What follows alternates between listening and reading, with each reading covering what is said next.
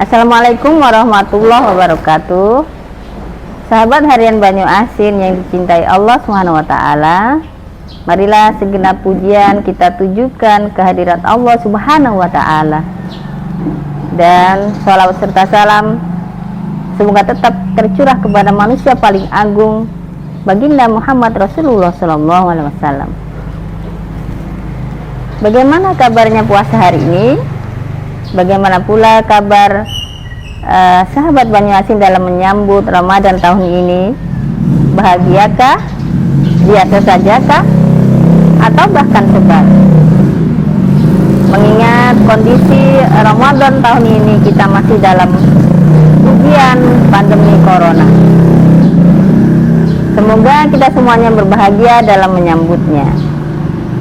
Sahabat harian Banyu Asin rahimakumullah, kebahagiaan ataupun kegembiraan menyambut Ramadan tidak hanya sebatas lip service, tidak hanya sebatas kata-kata, tetapi harus kita buktikan dalam kegiatan ibadah yang maksimal. Untuk mencapai kegiatan Ramadan kita agar maksimal, kemudian mendapatkan limpahan pahala yang berlipat dari Allah Subhanahu wa taala, kemudian agar Ramadan kita tahun ini menjadi spesial, kita harus memiliki tips-tipsnya. Apa saja tips-tipsnya? Baiklah, akan saya bagikan kepada sahabat harian Banyu Asin yang dicintai Allah. Tips yang pertama, harus meluruskan niat. Sebagaimana sabda baginda Rasulullah SAW, innamal a'malu binniyat wa innama likulli imri'in ma nawa. Sesungguhnya setiap amal perbuatan itu tergantung pada niatnya, dan seseorang akan mendapatkan apa-apa yang dia niatkan. Hadis riwayat Bukhari dan Muslim. Sahabat harian Banyu Asin rahimakumullah, niat merupakan salah satu dari rukun puasa. Karena itu kita harus betul-betul meniatkan puasa kita demi meraih ridho Allah dan limpahan pahala.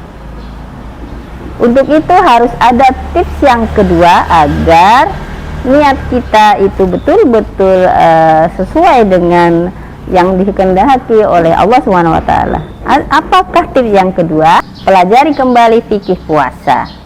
Puasa adalah salah satu rukun Islam yang keberapa? Yang ketiga.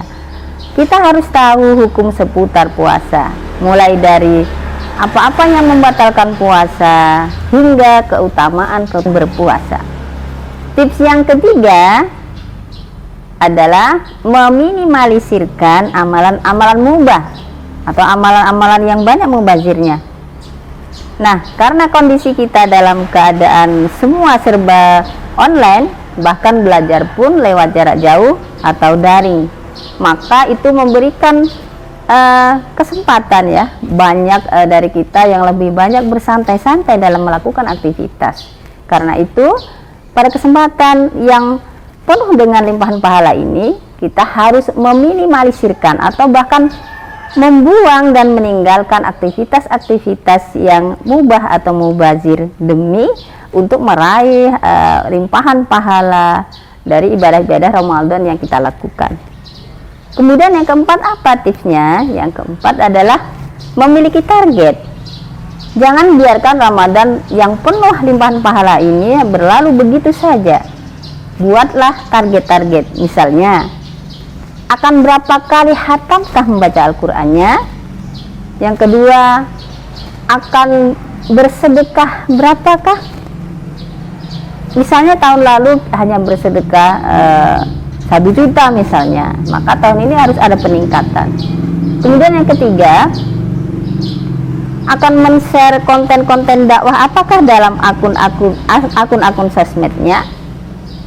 Yang keempat, akan menghatamkan buku-buku bacaan Islamnya berapa, apakah hanya 1 atau 2. Nah, itu adalah salah satu target-target Ramadan agar Ramadan kita tahun ini spesial.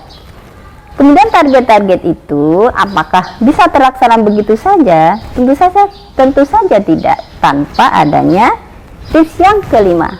Tips yang kelima adalah membuat to-do list. atau agenda Ramadan. To-do list ini adalah strategi agar target Ramadan kita terrealisasi maksimal dan fokus. Sahabat harian Banyu Asin rahimakumullah, sebagaimana kita ketahui, Ramadan adalah bulan limpahan pahala, bulan di mana Allah menurunkan ampunannya, menurunkan maghfirahnya, serta melipat gandakan setiap amal kebaikan yang kita lakukan. Karena itu, kita sudah mengetahui apa tip-tipnya, maka kita harus maksimalkan segala target-target yang sudah kita buat tadi.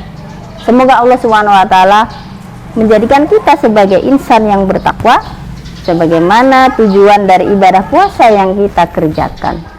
Mohon maaf atas segala kekurangan, semoga bermanfaat. Billahi taufiq wal hidayah. Wassalamualaikum warahmatullahi wabarakatuh.